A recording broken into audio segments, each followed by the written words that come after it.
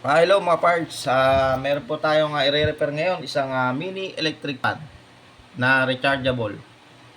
Ayan o. Ang problema po nito mga parts, kaya po ito ayaw umandar, yung kanyang pindutan, yung on and off. Ayan. Sabi po kasi ng may-ari mga parts, pagka daw po pinipindot yung on and off na to, ito,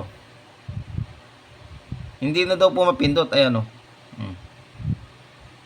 Kaya po ayaw umandar nung electric fan na to.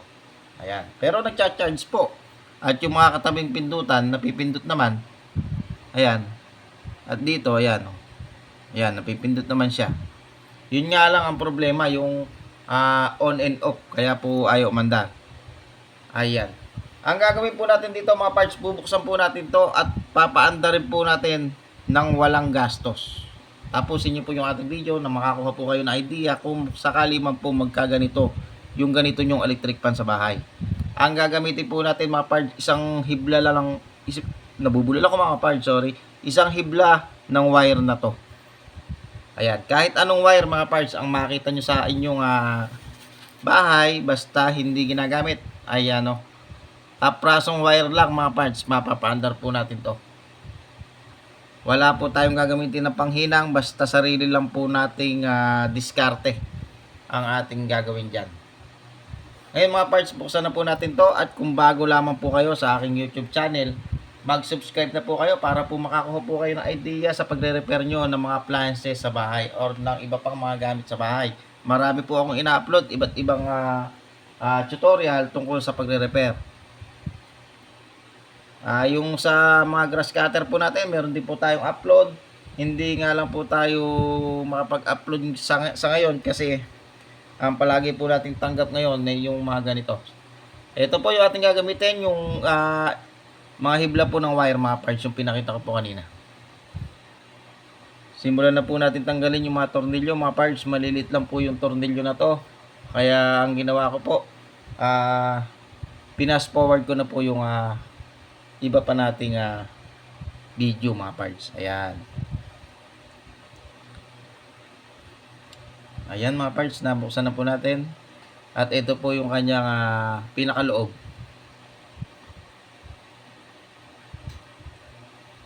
Ayan. Meron po siyang battery mga parts, yung nasa kulay black na plastic. Yung loob po ng battery po ang laman nun.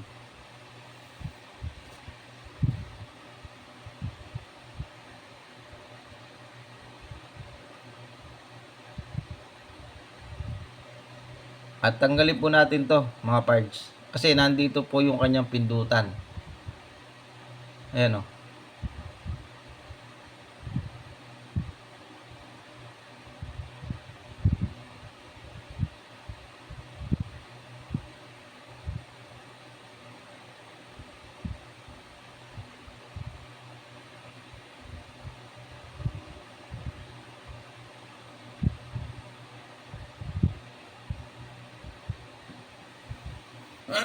Excuse me po mga parts.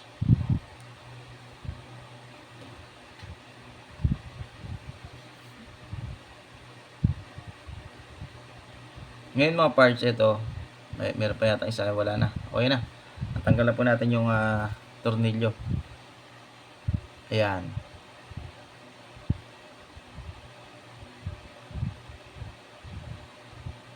Yan, ayusin ko lang po yung ating electric fan. Ito po mga parts yung kanyang on and off. Ito yung puti na to. At ito po yung mga katabi, okay naman po yung kanyang ayan o, yung kanyang mga pindutan. Yung lang on and off. Ang gawin po natin mga parts, ito, yung isang hibla ng wire, medyo matigas lang to mga parts, pero manipis lang to. Ito po yung ating gagamitin mga parts. Tingnan po natin kung mapapaandar po natin yung electric pan na to.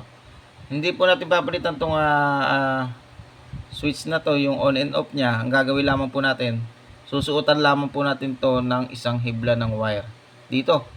Ayan o, sa may tabi ng kanyang pindutan mga parts. Meron kasing pinaka paa yan, parang paa. Ayan o.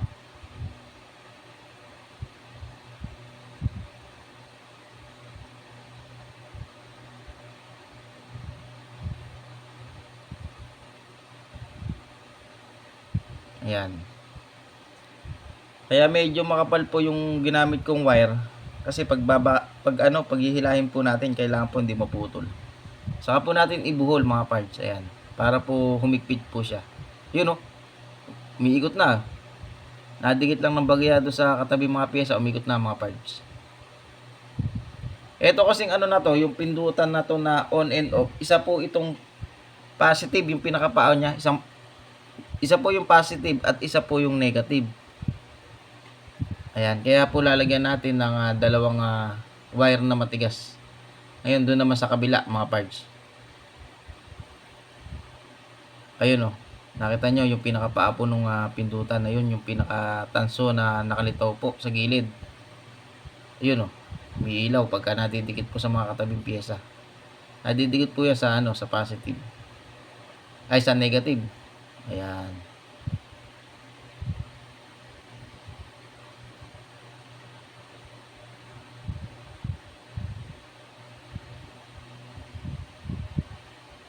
Ayan, saka po natin to ibalubod mga parts para po humigpit.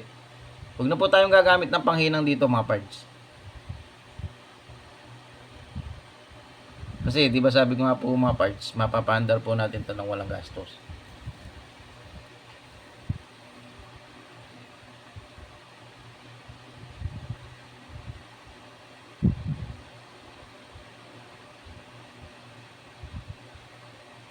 Mag-iingat lang po kayo mga parts pagka po halimbawang nag-ano po kayo nito, nagre-repair ng ganito, baka po kasi mamaya dumikit yung wire nyo na pinipihit po na yan.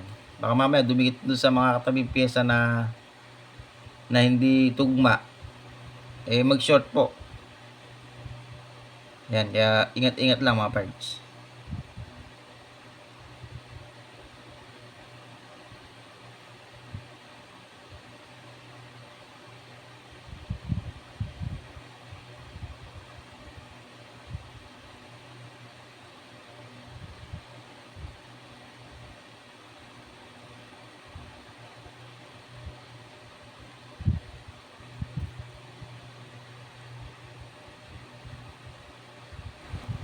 Ayan po mga parts na ikabit natin. Ngayon, lagyan po natin to ng wire.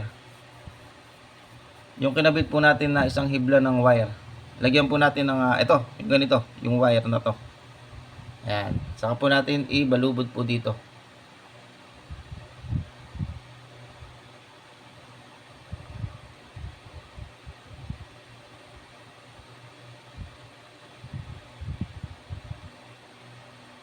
Siguraduhin nyo lang mga parts na mahigpit. Ayan.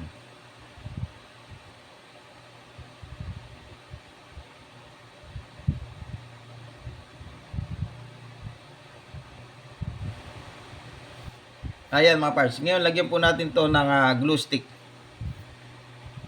Para po hindi masyadong magalaw.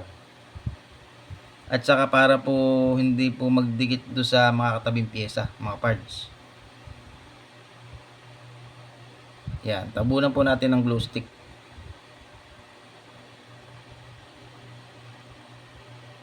Yun. Para safe, hindi mag-short. Saka para hindi po gagalaw-galaw yung ating wirings.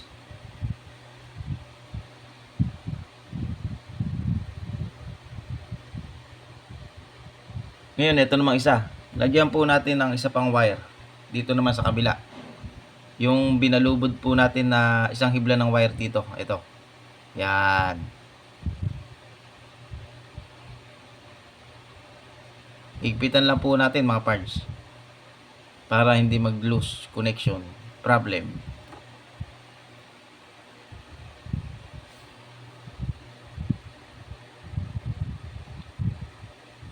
Ngayon mga parts, lagyan po uli natin ng glue stick.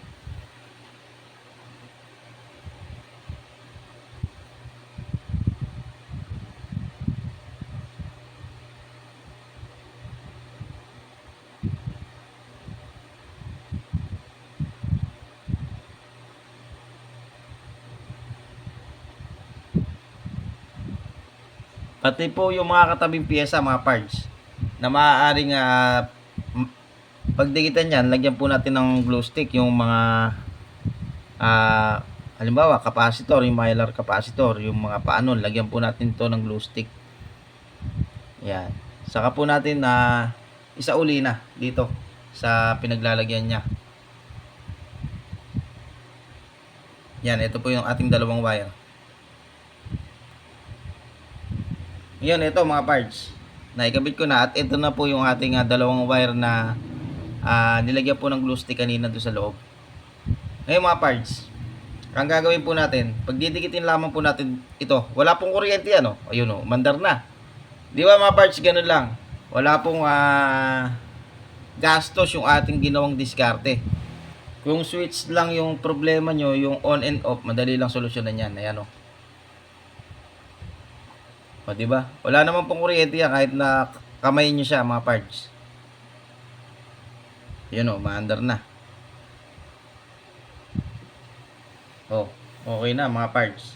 Pwede din po natin itong lagyan ng switch kung gusto nyo. Ayan. Ang video po natin, walang gastos po ang ginawa po natin. Pero kung gugustuhin po natin, ayan meron din po tayong switch dyan, Pwede din po natin itong lagyan dito. Ayan. Dito. O kaya dito. Ayan. O kaya dito. Kung saan nyo po gusto. Ayan Para po hindi nyo napagduduktukin ng kamay.